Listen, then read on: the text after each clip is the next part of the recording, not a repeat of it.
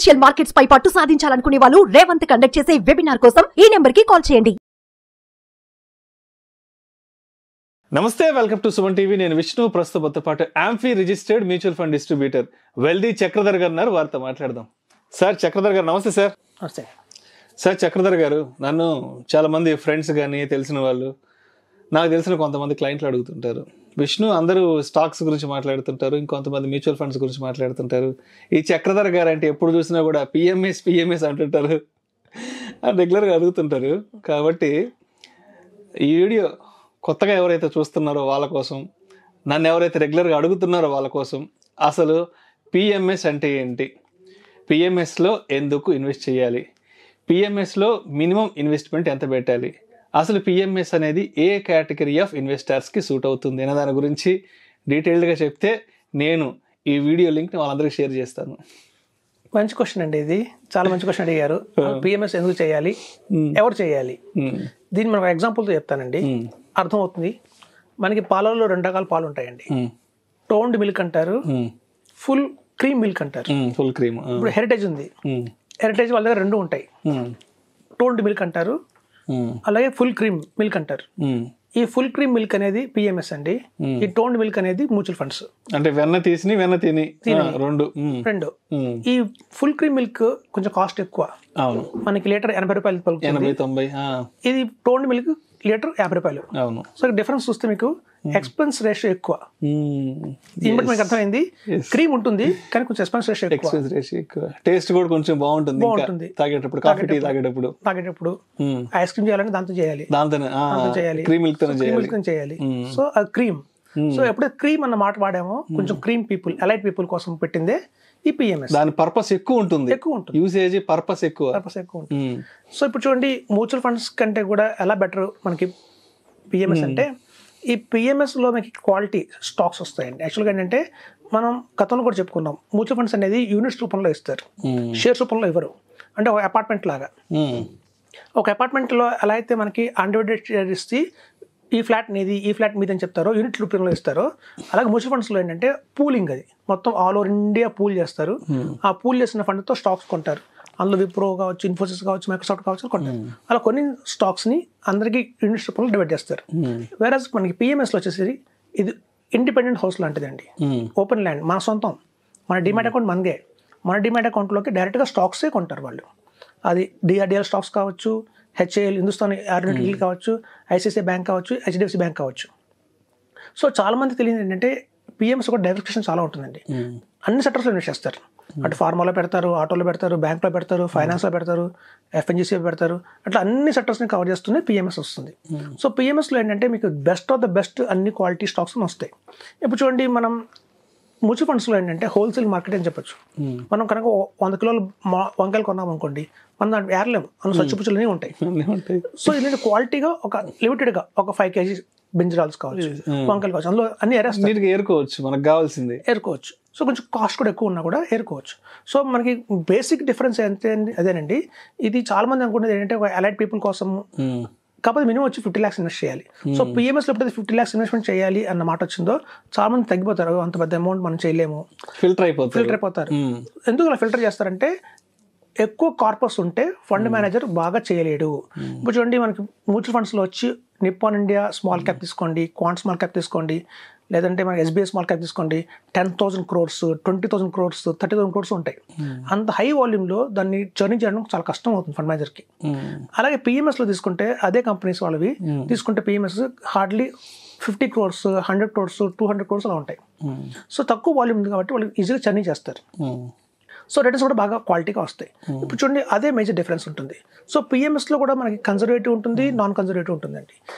పిఎంఎస్లో కూడా మనకి కేవలం రిస్క్ తగ్గించుకోవాలి అంటే మాత్రం బ్లూ చిప్ కేటగిరీ ఉన్న స్టాక్స్ని తీసుకోవచ్చు.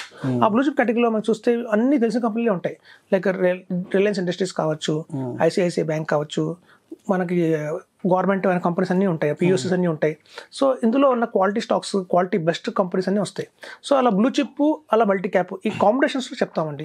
ఎప్పుడైనా పిఎంఎస్లో మేము రిస్క్ని రిటర్న్ 2 కళ్ళలో చూసుకుంటాం. మనకి రిస్క్ ఎంత ఇంపార్టెంట్, రిటర్న్ కూడా అంత ఇంపార్టెంటే. అసలు ఎందుకు పిఎంఎస్ చేయాలి అనేది చూస్తే, ఇప్పుడు చూడండి 2040 అనేది అందరికి టార్గెట్ ఇయర్. ఎందుకంటే ఇప్పుడు సాధారణంగా 35 years వాళ్ళు ఉండొచ్చు, 45 years వాళ్ళు ఉండొచ్చు. ఈ 35 to 45 years గ్యాప్ ఉన్న వాళ్ళే ఎక్కువ మంది ఇన్వెస్ట్ చేస్తారు ఫ్యూచర్ కోసం. ఎందుకంటే 35 years దాకా మనకు ఒక స్టెబిలిటీ రాదు. అప్పటిదాకా పిల్లలు చదువులని, మన మ్యారేజ్ అని, ఎక్కడ సెటిల్ అవుతామో తెలియదు. అప్పటికి ఒక ఇల్లు కొనుక్కోవాలి, కారు కొనుక్కోవాలి, ఇట్లాంటి తాపత్రాలు ఉంటాయి తప్ప 35 years వస్తే కానీ మనకు ఒక క్లియర్ పిక్చర్ రాదు లైఫ్లో. ఓకే, నేనేంటి, నా ఉద్యోగం ఏంటి, నా రెస్పాన్సిబిలిటీస్ అని ఒక క్లియర్ పిక్చర్ రావాలంటే 35 to 40 is a beautiful year. So ఇప్పుడు ఆ టైంలో ఉన్న వాళ్ళంతా ఆలోచించేది నెక్స్ట్ రిటైర్మెంటే. ఓకే, ఇంకో 15 ఏళ్లలో మనం రిటైర్ అవుతాము, మనం ఎలా చేయాలి? ఇప్పుడు చూడండి, ఇండియా మొత్తంలో చూస్తే ఒకప్పుడు దాచుకునేవాళ్ళు, బేసిక్ నీడ్స్ కోసం దాచుకునేవాళ్ళు. అంటే బేసిక్ నీడ్స్ అంటే మనకి తెలుసు, రోటీ కపడా మకాన్ అంటారు హిందీలో. అంటే ఒక ఫుడ్, బట్టలు, ఇల్లు, ఇది మనకి బేసిక్ నీడ్స్. కానీ వాళ్ళ బేసిక్ నీడ్స్ కోసం దాచుకోవట్లేదండి. ఇండియా ట్రెండ్ మారిపోయింది. లో మిడిల్ ఇన్కమ్ వాళ్ళు మిడిల్ ఇన్కమ్ అయ్యారు, మిడిల్ ఇన్కమ్ వాళ్ళు హై మిడిల్ అయ్యారు, హై వాళ్ళు ఇంకా హెచ్ఎన్ఐ అయ్యారు. ప్రతి ఒక్కళ్ళ ఈ గత 10 సంవత్సరాలుగా చూస్తే ఇన్కమ్ లెవెల్స్ బాగా పెరిగిపోయినాయి. లాస్ట్ అందరూ కూడా ఇప్పుడు దాచుకుంటుంది కేవలం రోడ్డు మట్టంగా కాదు, మన లైఫ్ స్టైల్ కోసం. ఇవాళ నేను లైఫ్ స్టైల్ అది ఇలా ఉంది, ఇదే లైఫ్ స్టైల్ కంటిన్యూ అవ్వాలి, ఆఫ్టర్ రిటైర్మెంట్ కూడా కంటిన్యూ అవ్వాలి అంటే నేనేం చేయాలి, ఎక్కడ దాచిపెట్టుకోవాలి, ఎంత అమౌంట్ కావాలి? ఇప్పుడు చూడండి, సాధారణంగా చెప్తాను, బెస్ట్ ఎగ్జాంపుల్ 5x అంటారు. అంటే ఏంటంటే 5 times of our life style. ఇవాళ నాకు 50,000 ఖర్చు ఉంది ఎవ్రీ మంత్. 15 సంవత్సరాల తర్వాత ఇదే 50,000 ఏదో నాకు కావాలి అంటే 2.5 lakhs కావాల్సి వస్తుంది పర్ మంత్. సో 2.5 lakhs మనకి పర్ మంత్ ఆఫ్టర్ 15 years కావాలి అంటే 5 crores కావాలి మనకి కార్పస్, రిటైర్మెంట్ కార్పస్. కానీ ఆ 5 crores మనకి పాసిబిలిటీ మ్యూచువల్ ఫండ్స్లో అంటే కాదు. 5 crores మనకి 2 crores-కి 3 crores-కి ప్లాన్ చేసుకునే వాళ్ళకి మ్యూచువల్ ఫండ్స్ కరెక్ట్ అండి. కానీ బియాండ్ దట్ 5 crores కావాలి, మనకి 10 crores కావాలి అంటే మాత్రం మ్యూచువల్ ఫండ్స్లో స్టెబిలిటీ లేదు. సో కాబట్టి నెక్స్ట్ లెవెల్ ఏంటంటే పిఎంఎస్. మేము చాలా మందికి మా క్లయింట్స్ దగ్గర ఎస్ఐపీ వేయిస్తాము. ఎవరికైతే దగ్గర 50 lakhs వస్తున్నాయో వాళ్ళందరినీ మోటివేట్ చేసి పిఎంఎస్ కింద మార్పిస్తాం. ఎందుకంటే పిఎంఎస్లో అత్యధికంగా 3 to 4% ఎక్స్ట్రా రిటర్న్ వస్తుంది. మేము గతంలో గమనించిన ఈ 15 ఏళ్లలో మ్యూచువల్ ఫండ్స్లో కంటే కూడా పిఎంఎస్లో కొంచెం ఎక్స్ట్రా రిటర్న్స్ వస్తున్నాయి. ఎందుకంటే అక్కడ క్వాలిటీ స్టాక్స్ ఉంటాయి, ఫండ్ మేనేజర్ క్వాలిటీగా ఉంటారు, పోర్ట్ఫోలియో చాలా చిన్నగా ఉంటుంది వాళ్ళ కార్పస్ మెయింటైన్ చేయడానికి. కాబట్టి ఆ వ్యత్యాసంలో కూడా రిటర్న్స్ ఎక్కువ వస్తున్నాయి. సో మీకు 3 crores కావాలంటే మ్యూచువల్ ఫండ్కి వెళ్ళాలి. అదే ఇన్వెస్ట్మెంట్లో మనకి 5 crores చేసుకోవాలంటే మాత్రం పిఎంఎస్కి షిఫ్ట్ అవ్వాలి. సో 15 సంవత్సరాల తర్వాత మనకి ఇవాళ నా ఖర్చు 1 lakh ఉంది పర్ మంత్. మనకి రాబోయే రోజుల్లో 15 సంవత్సరాల తర్వాత ఈ 1 lakh 5 lakhs కింద మారుతుంది. సో 5 lakhs మనకు కావాలి అంటే ఎన్ని crores కావాలి? సో అట్లా మనకు గణనీయంగా మనం పెరుగుతున్నప్పుడు, లైఫ్ స్టైల్ పెరుగుతున్నప్పుడు, అదే లైఫ్ స్టైల్ కంటిన్యూ కావాలి అంటే మాత్రం మనకి బెస్ట్ ఆప్షన్ ఏది ఉందో ఇవాళ ఇండియాలో అంటే మాత్రం పిఎంఎస్ఏ ఉంది. చూడండి, పిఎంఎస్ మీద మన ఏపీ తెలంగాణలో ఎక్కువ అవేర్నెస్ లేదు ప్రస్తుతం అయితే. కానీ వేరాజ్ మనకి మెట్రోపాలిటన్ సిటీస్ లైక్ చెన్నై తీసుకోండి, అలాగే మనకి బెంగళూరు, ఇటు ఢిల్లీ తీసుకుంటే, ముంబై తీసుకుంటే మాక్సిమం ఇన్వెస్ట్మెంట్స్ పిఎంఎస్లో జరుగుతున్నాయి. ఒక టైంలో 300 కోట్లు ఉన్న ఈ మార్కెట్ ఇప్పుడు దగ్గర 45,000 కోట్లు అయిపోయింది. 2040 కల్లా గణాంకాలు ఏం చెప్తున్నాయంటే 4 లక్షల కోట్లు అవుతుందని చెప్తున్నారు. సో 4 లక్షల కోట్లు రాబోయే రోజుల్లో అవుతున్న ఈ పిఎంఎస్లో మనం ఉన్నామా లేమో చూసుకోవాలి. ఇప్పుడు చాలా మంది రిటైర్ అవుతున్న వాళ్ళని యూట్యూబ్ ఛానల్స్ వల్ల చాలా అవేర్నెస్ వచ్చింది మ్యూచువల్ ఫండ్స్లో. సో మ్యూచువల్ ఫండ్స్ మీద ఎంత అవేర్నెస్ వచ్చినప్పుడు చాలా మంది ఎవరైతే రిటైర్ అయ్యారో ఈ రోజున వాళ్ళంతా మనం ఒకటే క్వశ్చన్ అడుగుతారు, మాకు తెలియలేదండి వీటి గురించి. 15 సంవత్సరాల క్రితం కనుక నాకు మ్యూచువల్ ఫండ్స్ గురించి తెలుసుంటే ఇవాళ లైఫ్ స్టైల్ వేరుగా ఉండేది. మాకు అప్పుడు ఎవరు చెప్పలేదు, మాకు చెప్పేవాళ్ళు లేరు, ఇలాంటి వాళ్ళు ఎవరు తగలలేదు.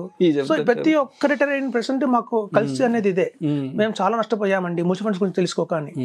ఇదేనండి చెప్తున్నాను విష్ణు గారు. 2040కి వచ్చేసరికల్లా పిఎంఎస్లో ఎవరైతే ఇన్వెస్ట్మెంట్ చేయలేదో ఆ రోజున వాళ్ళందరూ ఇదే మాట అంటారు, మాకు పిఎంఎస్ గురించి చెప్పేవాళ్ళు లేక మేము ఎక్కువ క్రియేట్ చేసుకోపోయాం, వెల్త్ క్రియేట్ చేయలేకపోయాం.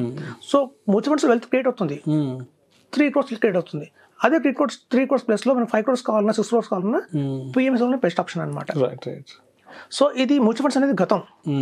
రాబోయే రోజుల్లో రాబోయే జనరేషన్ అంతా కూడా పిఎంఎస్ మీద, భవిష్యత్ అంతా పిఎంఎస్ మీద ఉంది. సో మీకు తెలుగులో మనకు ఒక వీడియో రావడం చాలా అరుదుగా ఉన్నాయి. కానీ మనం హిందీలో కొట్టండి పిఎంఎస్ గురించి, ఇప్పటికి 100 వస్తాయి. 100 మంది ఉన్నారు పిఎంఎస్ చెప్పేవాళ్ళు. సో కాబట్టి అక్కడ నార్త్లో చాలా ఫేమస్ అండి ఇది, ఇప్పుడు సౌత్లో కూడా వస్తుంది.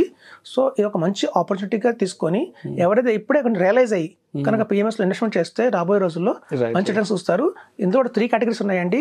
కన్జర్వేటివ్ కావాలంటే ఓన్లీ మ్యూచువల్ ఫండ్స్ ఉంటాయి, మ్యూచువల్ ఫండ్స్ స్టాక్స్ కాంబినేషన్లో ఉంటుంది, పూర్తిగా స్టాక్స్ కూడా ఉంటుంది.